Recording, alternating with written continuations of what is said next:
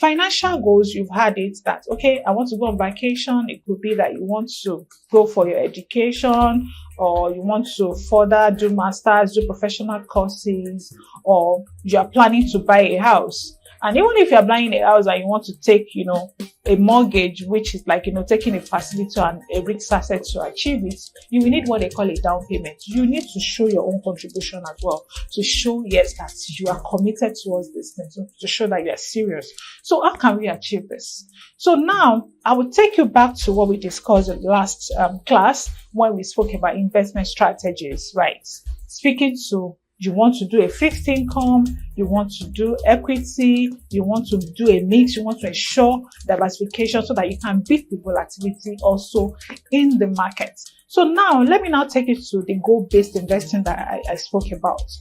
Goal-based investing is just investment towards a particular goal, towards a particular thing that you want to achieve, right?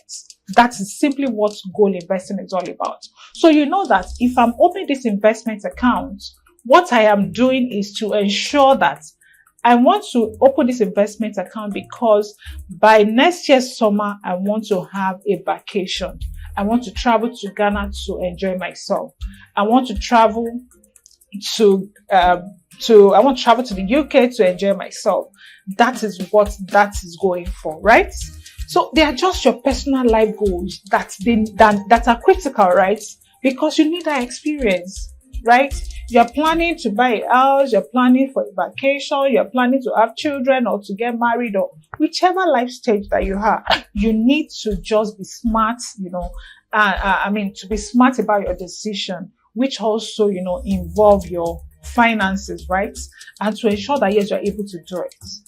It's so funny that, or it's so interesting that there are people that when they are traveling, the only money that they spend, is just the interest that their investment has accrued for the period. They don't even touch their principal. So they can afford to travel every year. They can afford to do whatever thing that they want to do. What you just need to do is to be sure that this thing that you want to do, this is what you're planning. I want to travel by next year. You personalize it.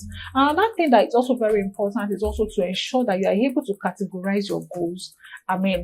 According to the stage that you have. So when I'm talking about the stage now, there are some goals that you can look at, short term, some are medium term, and some are long term. I spoke about time horizon the last time when we speak, and that is how it also applies to that. So for instance, the traveling I plan within 1 to 3 years. That is short term.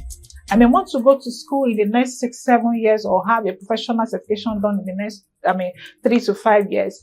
That is a medium term. And there are also some goals, that are long term. Perhaps maybe I want to buy a house. I can say, okay, now let me start saving, and then maybe I will save for 5-8 years. So the good thing is that there are investments that you can use to match these things at every point in time.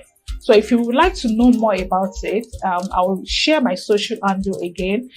For Instagram, it is at Mojian. For LinkedIn is Mojisola Olorunfemi. For Facebook is also Mojisola Olorunfemi. And if you would like to send me an email, if you have any personal question, anything that you want to share with me, just to be able to walk you through your financial journey, you can send me mails at anolorunfemi@gmail.com. And olorunfemi@gmail.com. That's ANNE Olorunfemi@yahoo.com. See you next time. Thank you.